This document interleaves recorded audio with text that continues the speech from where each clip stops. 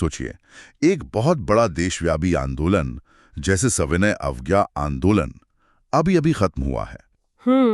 माहौल में जोश तो है, पर एक कंफ्यूजन भी है कि अब आगे क्या। सही बात है। ठीक यही हाल 1934 के आसपास भारतीय राष्ट्रवादियों का था। वे एक ऐसे राजनीतिक चौराहे पर खड़े थे जहां हर रास्ता एक बिल्कुल अलग भविष्य की तरफ ले जा रहा था। और आज हम इसी कश्मकश की गहराई में उतरेंगे। ये कोई एक सीधी सादी बहस नहीं थी, बल्कि दो हिस्सों में बटी एक बड़ी रणनीतिक लड़ाई थी। दो हिस्सों में? हाँ, पहला सवाल था अभी फौरन क्या किया जाए, और दूसरा कुछ साल बाद जब 1935 का गवर्नमेंट ऑफ इंडिया एक्ट आया तो क्या उसके तहत चुनाव जीतकर सत्ता संभालनी चाहिए। अच्छा। इन्हीं फैसलों ने मतलब आजादी की लड़ाई की आगे की दिशा तय की। तो चलिए इन रणनीतिक बहसों को समझने की कोशिश करते हैं। हमारा मकसद ये जानना है कि उस वक्त गांधी, नेहरू और कांग्रेस के दूसरे बड़े नेताओं की सोच में इतना टकराव क्यों था और उनके सामने क्या मुश्किल फैसले थे। बिल्कुल। तो कहानी शुरू होती है सविनय अवज्ञा आंदोलन के खत्म होने के ठीक बाद। उस वक्त आप कह सकती हैं कि 3 अलग-अलग सोच वाले गुट उभर कर सामने आए। तो आंदोलन खत्म होने के बाद एक क्लासिक डायलेमा सामने आया जो हर बड़े मूवमेंट के बाद आता है। अब क्या करें? हाँ। क्या हम सिस्टम से बाहर रहकर जमीनी स्तर पर काम करें या सिस्टम के अंदर घुसकर उसे बदलने की कोशिश करें? यहीं से ये 3 गुट बने होंगे। आपने बिल्कुल सही पकड़ा। पहला गुट तो पारंपरिक गांधीवादी था। ओके। उनका कहना था कि हमें गांवों में जाकर रचनात्मक काम करना चाहिए, जैसे खादी को बढ़ावा देना, छुआछूत मिटाना। मतलब राजनीति से थोड़ा ब्रेक।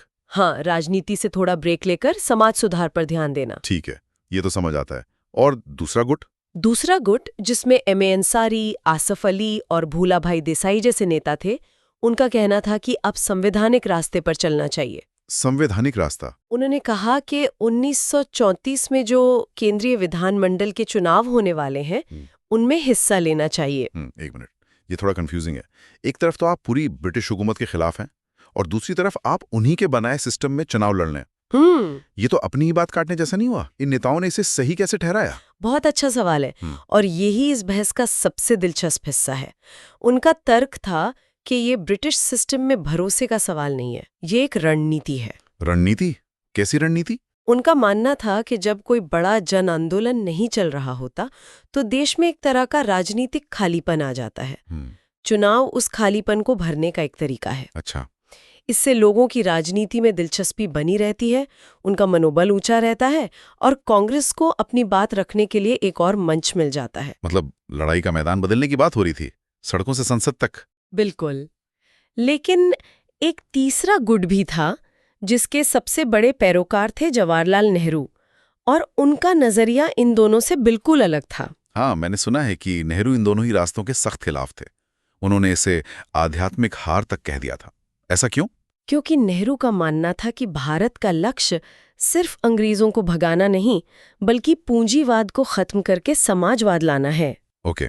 उनके लिए रचनात्मक काम या चुनाव लड़ना दोनों ही असली लड़ाई से ध्यान भटकाने वाले थे। वो संघर्ष को रोकना नहीं चाहते थे। अच्छा। यहीं से संघर्ष विराम संघर्ष बनाम संघर्ष विजय की मशहूर बहस शुरू हुई। ओके, ये थोड़ा समझाइए। STS और SV, ये सुनने में किसी कोडनेम जैसा लगता है। हाँ, कह सकते हैं। देखिए, गांधी और कांग्रेस के ज्यादातर नेताओं का मानना था संघर्ष विराम संघर्ष या STS की रणनीति। STS? उनका कहना था कि कोई भी जन आंदोलन हमेशा नहीं चल सकता। जनता थक जाती है, उसे आराम और फिर से ताकत जुटाने के लिए वक्त चाहिए। इस विराम या ट्रूस के दौरान हम रचनात्मक काम या संसदीय राजनीति कर सकते हैं। और जब लोग फिर से तैयार हों तो दोबारा संघर्ष या स्ट्रगल शुरू कर देंगे। यानी एक लंबी लड़ाई के लिए बीच बीच में सांस लेना जरूरी है। बिल्कुल। लेकिन नेहरू का कहना था कि अब सांस लेने का टाइम गया। उनका फंडा था संघर्ष विजय या SV। संघर्ष विजय? हाँ, उनका तर्क था कि अब साम्राज्यवाद से कोई समझौता नहीं हो सकता। हमें लगातार संघर्ष करते रहना होगा जब तक कि पूरी जीत ना मिल जाए। उनके लिए विराम का मतलब था क्रांतिकारिता से पीछे हटना। तो 3 बिल्कुल अलग रास्ते। एक तरफ गांधी का रचनात्मक काम, दूसरी तरफ संसदीय संघर्ष और तीसरी तरफ नेहरू का लगातार आंदोलन। जी। कांग्रेस में तो जबरदस्त खींचतान मची होगी। इसका हल कैसे निकला? यहाँ गांधी ने एक शानदार भूमिका निभाई। वो खुद पर्सनली संसदीय राजनीति के पक्ष में नहीं थे, लेकिन वो ये भी जानते थे कि अगर इस मुद्दे पर कांग्रेस फिर से टूट गई, जिसे पहले सूरत में हुआ था, हाँ बिल्कुल, तो ये आंदोलन के लिए बहुत नुकसानदेह होगा। तो उन्होंने बीच का रास्ता निकाला। हाँ, उन्होंने एकता को विचारधारा से ऊपर रखा। उन्होंने चुनाव लड़ने वालों की बात मान ली और कहा कि जो कांग्रेसी रचनात्मक काम में नहीं लगना चाहते, वो अपनी देशभक्ति की ऊर्जा संसद में लगा सकते हैं। अच्छा। इसी के बाद मई 1934 में पटना में कांग्रेस ने आधिकारिक तौर पर चुनाव लड़ने के लिए एक संसदीय बोर्ड बना दिया। हालांकि इन्हीं मतभेदों के चलते गांधी ने अक्टूबर 1934 में कांग्रेस से औपचारिक इस्तीफा भी दे दिया। और नतीजों ने क्या दिखाया? क्या ये चुनावी दांव काम आया? हाँ, शुरुआती तौर पर तो ये बहुत सफल रहा। नवंबर 1934 के केंद्रीय विधानसभा चुनावों में कांग्रेस ने भारतीयों के लिए आरक्षित 75 में से 45 सीटें जीत लीं। 75 में से 45? हाँ, ये एक बड़ी जीत थी जिसने संसदीय रास्ते के समर्थकों को सही साबित कर दिया। तो कांग्रेस ने ये छोटी मोटी चुनावी जीत तो हासिल कर ली, लेकिन तभी अंग्रेजों ने एक बहुत बड़ा पासा फेंका, है ना? हाँ। ये 1935 का गवर्नमेंट ऑफ इंडिया एक्ट सुनने में तो बड़ा अच्छा लगता है, प्रांतीय स्वायत्ता वगैरह, पर असल में ये था क्या? ये कोई तोहफा नहीं था, बल्कि एक बहुत सोची समझी चाल थी। इसके पीछे अंग्रेजों के कई मकसद थे। पहला, राष्ट्रवादियों को सत्ता का थोड़ा सा स्वाद चखा दो ताकि वो आजादी की बड़ी लड़ाई भूल जाएं। मतलब उन्हें सिस्टम का हिस्सा बना लो ताकि वे सिस्टम के खिलाफ ना लड़ें। ठीक यही। दूसरा मकसद था कांग्रेस में फूट डालना। नरमपंथियों को ये संवैधानिक सुधार देकर अपनी तरफ खींच लो और नेहरू जैसे गरम दल के नेताओं को अकेला कर दो। और तीसरा जो सबसे खतरनाक था, वो था प्रांतीय नेताओं को ज्यादा ताकत देकर कांग्रेस के केंद्रीय नेतृत्व को कमजोर करना। अच्छा। ताकि कांग्रेस एक राष्ट्रीय पार्टी न रहकर बस कुछ प्रांतों की पार्टी बनकर रह जाए। वाह, मतलब वो खुलकर मान रहे थे कि ये सब एक चाल है।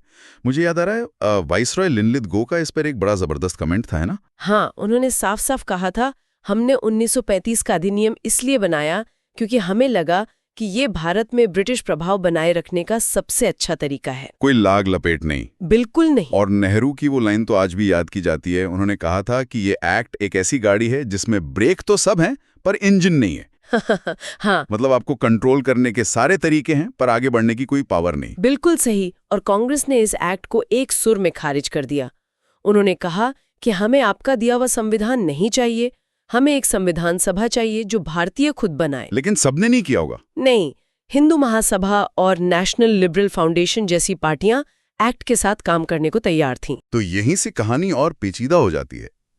कांग्रेस ने एक्ट को तो खारिज कर दिया, लेकिन फिर 1937 के प्रांतीय चुनावों में लड़ने का फैसला भी कर लिया। हाँ। इससे तो एक बहुत बड़ा विरोधाभास खड़ा हो गया, है ना?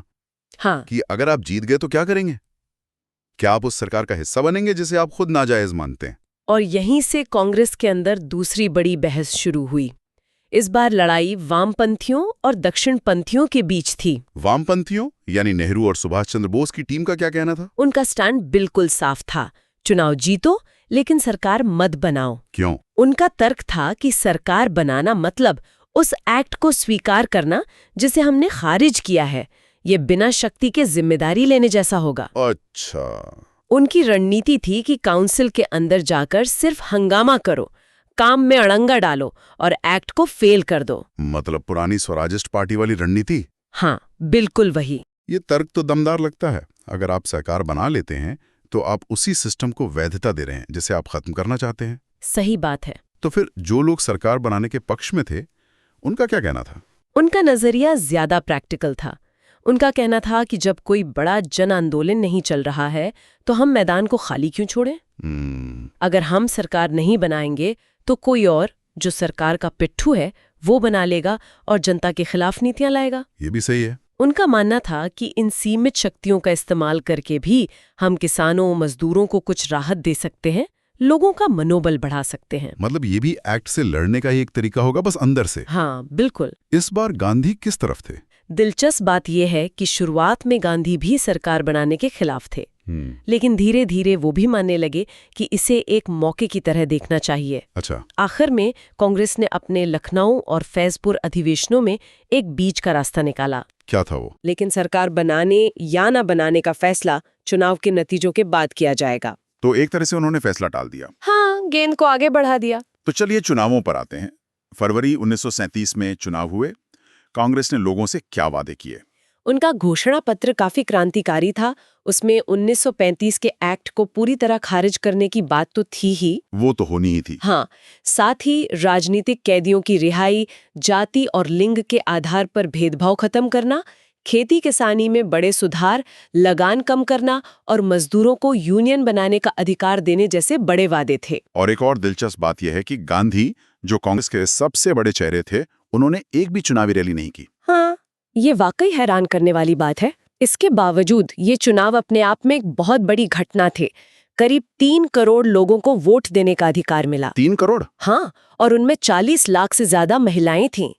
ये भारतीय लोकतंत्र के लिए एक बहुत बड़ा कदम था। तो नतीजे क्या रहे? क्या कांग्रेस का ये दाव सफल हुआ? सफल से कहीं ज्यादा ये कांग्रेस के लिए एक सुनामी जैसी जीत थी। सुनामी? हाँ, उन्होंने लड़ी गई 1161 सीटों में से 716 सीटें जीती। 11 में से ज्यादातर प्रांतों में उन्हें अकेले बहुमत मिला। बंगाल, असम, पंजाब जैसी कुछ जगहों को छोड़कर, जहां वो सबसे बड़ी पार्टी बनकर उभरे। तो इस जबरदस्त जीत का मतलब क्या था? इसके राजनीतिक मायने क्या थे? इसके बहुत गहरे मायने थे। पहली बात, इसने कांग्रेस की साख को आसमान पर पहुंचा दिया। कैसे? अंग्रेजों और दूसरी पार्टियों का ये प्रोपेगेंडा कि कांग्रेस बस कुछ पढ़े लिखे शहरी लोगों की पार्टी है, वो पूरी तरह ध्वस्त हो गया। ये साबित हो गया कि भारत की आम जनता कांग्रेस के साथ है। और नेहरू की संघर्ष विजय वाली थ्योरी का क्या हुआ? यही तो सबसे दिलचस्प मोड़ था। इस जीत ने कुछ समय के लिए नेहरू को भी संघर्ष विराम संघर्ष की रणनीति का कायल बना दिया। अच्छा। क्योंकि उन्होंने देखा कि इस विराम वाले फेज ने, यानी चुनावी राजनीति में हिस्सा लेने के फैसले ने, कांग्रेस को कमजोर नहीं किया, बल्कि उसे और ज्यादा ताकतवर बना दिया। तो जो विराम या ट्रूस था, वो अगले संघर्ष या स्ट्रगल के लिए एक तरह का पावर अप साबित हुआ। बिल्कुल। इस जीत ने कांग्रेस की पहुंच बढ़ाई, लोगों को राजनीतिक रूप से और जागरूक किया और आने वाले बड़े संघर्षों के लिए एक मजबूत जमीन तैयार की। वाकई ये रणनीतिक बहसों के दौर की एक फैसिनेटिंग कहानी है। पूरी तरह बहिष्कार से शुरू होकर एक बड़ी चुनावी जीत हासिल करने और फिर सत्ता के सवाल से जूझने तक। ये दिखाता है कि आजादी का रास्ता कोई सीधी साधी लकीर नहीं था। वो मुश्किल बहसों, समझौतों और बदलते हालात के हिसाब से बदलती रणनीतियों से भरा था। हर कदम पर यह सवाल था कि मंजिल तक पहुंचने का सबसे सही रास्ता कौन सा है। हाँ, और जैसा कि सूत्रों से पता चलता है, कांग्रेस ने आखिरकार प्रांतों में सरकारें बनाई। और यहीं पर वो बड़ा सवाल खड़ा होता है जो आज तक पूछा जाता है। हाँ, वो बड़ा क्या होता अगर वाला सवाल। क्या सत्ता संभालने से, जैसा कि अंग्रेजों ने उम्मीद की थी, कांग्रेस के क्रांतिकारी आंदोलन की धार सच में कुंद हो गई? या फिर इसने हमारे नेताओं को वो जरूरी प्रशासनिक अनुभव दिया जो आजाद भारत को चलाने के लिए बेहद जरूरी साबित हुआ? ये एक ऐसी बहस है जिस पर सोचने की जरूरत